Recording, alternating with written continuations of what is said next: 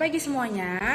Mari sebelum kita memulai kegiatan kita hari ini dan kita mau berdevosi, kita berdoa terlebih dahulu. Mari kita bersatu dalam doa. Tuhan, kami mengucap syukur karena Tuhan boleh berkati setiap kami. Semalam kami boleh beristirahat Tuhan, hingga pagi ini Tuhan berikan kami kesempatan untuk kami boleh menghirup udara yang segar Tuhan. Bapa, kami mau berdevosi, membaca dan mendengarkan firman Tuhan. Kiranya Tuhan pimpin setiap hati kami supaya kami boleh mengerti. Kami serahkan semua dalam tangan-Mu. Haleluya, amin. Mari kita buka Alkitab kita dari 2 Timotius 1 ayat 12 ya. Sekali lagi Ibu bilang ya, 2 Timotius 1 ayat 12 gitu ya. Jadi kalau kalian punya Alkitab silahkan kalian buka, nanti kita baca begitu ya. Oke, 2 Timotius 1 ayat 12 berbunyi, "Itulah sebabnya aku menderita semuanya ini, tetapi aku tidak malu, karena aku tahu kepada siapa aku percaya, dan aku yakin bahwa Dia berkuasa memelihara apa yang telah dipercayakannya kepadaku hingga pada hari Tuhan." Ya, jadi kalau kita lihat kembali, kita lihat lagi begitu ya. Di 2 Timotius 1 ini terkhususnya di ayat 3-18 itu membahas tentang bagaimana ucapan syukur dan nasihat untuk bertekun. Nah, kalau kita lebih kerucut lagi, di ayat 12 ini kita kembali lagi diajari begitu ya bagaimana kita bertekun. Tapi tidak lupa juga kita mengucap syukur begitu ya. Rasul Paulus mengajari kita lewat ayat ini ya. Nah, di sini kan Rasul Paulus itu menyampaikan kepada Timotius begitu. Nah, tapi di sini juga kembali kita diajari atau diingatkan ya bagaimana ketika kita itu boleh mengucap syukur dan bertekun begitu.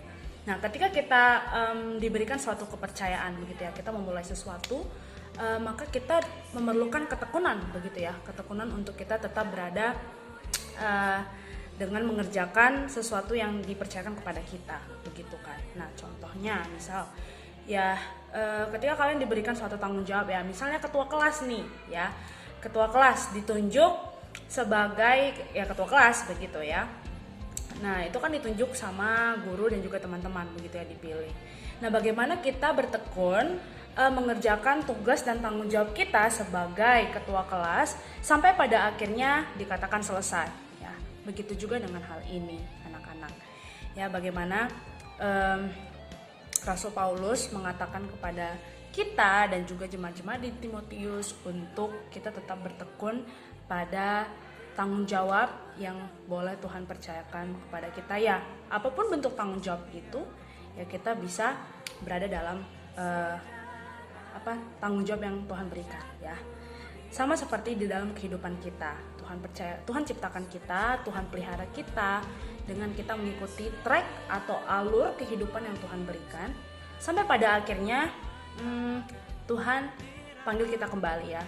Tuhan mengatakan, oke, sudah selesai nih, mari engkau kembali kepadaku. Sampai sama seperti ya ayat yang sering sekali kita dengar ya di 2 Timotius 4 ayat 7 ya. Ibu pikir pasti semuanya sudah tahu sekali ya ini ayatnya berisinya tentang apa ya. Ibu bacakan. "Aku telah mengakhiri pertandingan yang baik, aku telah mencapai garis akhir, dan aku telah memelihara iman." Ya, jadi ada satu cerita, Ibu bacakan juga ya, ada satu cerita. Seseorang namanya William Bowden ya. Jadi William Bowden ini dikenal sebagai salah satu misionaris terhebat begitu ya, dan juga dia dermawan. Nah, sebelum dia meninggal, sebelum dia menghembuskan nafas terakhirnya, ternyata dia meninggalkan 3 kata ya, 3 kata ya, dan 3-tiganya itu semua katanya no no no ya. Jadi 3 kata no no no gitu ya, dan itu ditemukan di bawah bantal yang ia pakai saat dia meninggal ya, saat dia menghembuskan nafas terakhirnya. Apa isinya? Bukan cuma no no no, bukan, tetapi ada lanjutannya nih. No reserve, no retreat, and no regret ya. Ini semua ada penjelasannya ternyata ya. Jadi no reserve itu adalah bagaimana dia benar-benar menanggalkan semuanya dan dia menyerahkan kehidupannya kepada Tuhan ya. No reserve, reserve itu kan serve, melayani, reserve, melayani kembali begitu ya. Nah, jadi dia benar-benar keluar dari zona nyamannya dia ya. Dia awalnya itu bukan seorang misionaris, tetapi dia meninggalkan semua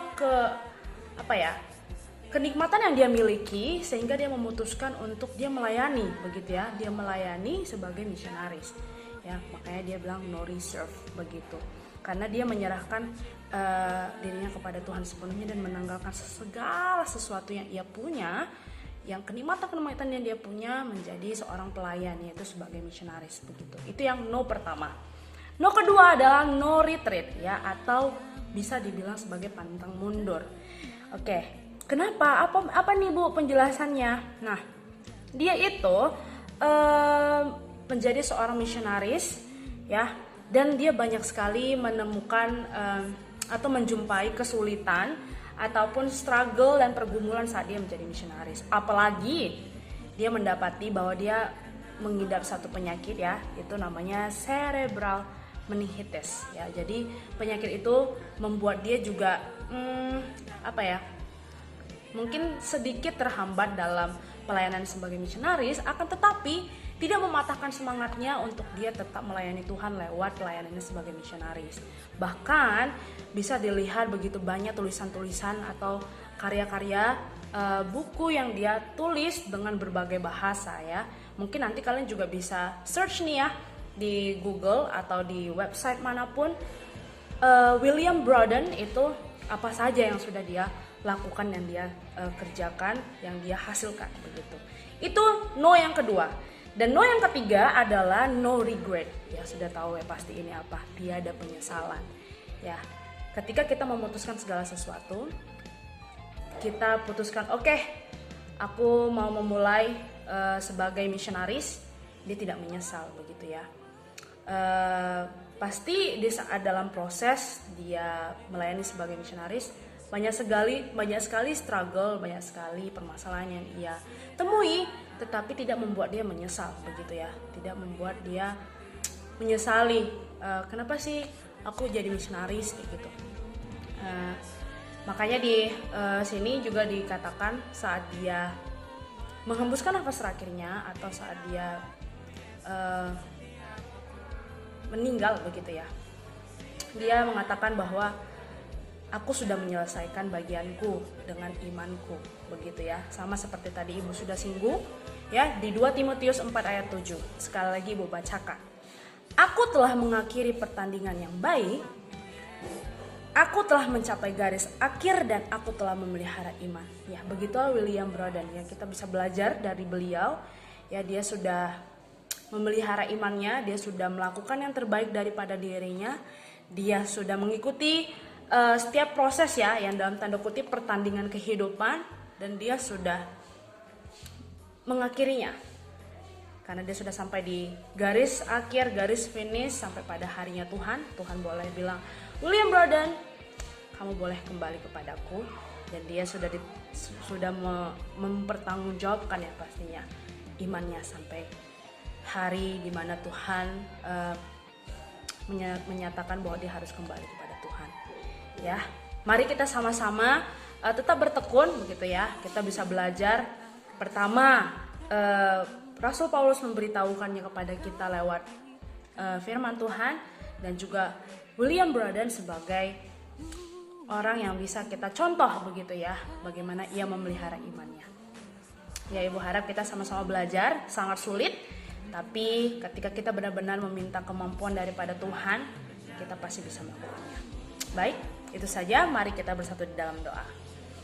Tuhan, terima kasih. Tuhan kembali lagi mengingatkan kami bagaimana kami boleh mengucap syukur, dan kami juga boleh benar-benar bertekun Tuhan dengan setiap proses kehidupan kami. Terima kasih Tuhan boleh menuntun setiap track, alur, dan jalan kehidupan kami Tuhan. Kiranya Tuhan juga mampukan kami supaya kami benar-benar bisa mengikuti setiap pertandingan Tuhan di dalam kehidupan kami. Kami boleh mencapai garis finish, dan kami boleh mengakhiri Tuhan pertandingan kehidupan kami Tuhan, sampai pada harinya Tuhan, hari di mana Tuhan boleh menyatakan untuk kami kembali kepada Tuhan. Kiranya Tuhan kami juga boleh mempertanggungjawabkan iman kami, dan boleh memelihara iman kami Tuhan Yesus pribadi lepas pribadi. Tuhan, di hari ini kami serahkan semuanya dalam tangan-Mu, berkati setiap kami dan juga guru-guru kami Tuhan. Berikan setiap kami hikmat untuk tetap bertekun Tuhan Yesus, mengerjakan setiap tanggung jawab yang Tuhan berikan kepada kami. Kami serahkan semua dalam tangan-Mu, di dalam nama Tuhan Yesus kami berdoa, haleluya, amin.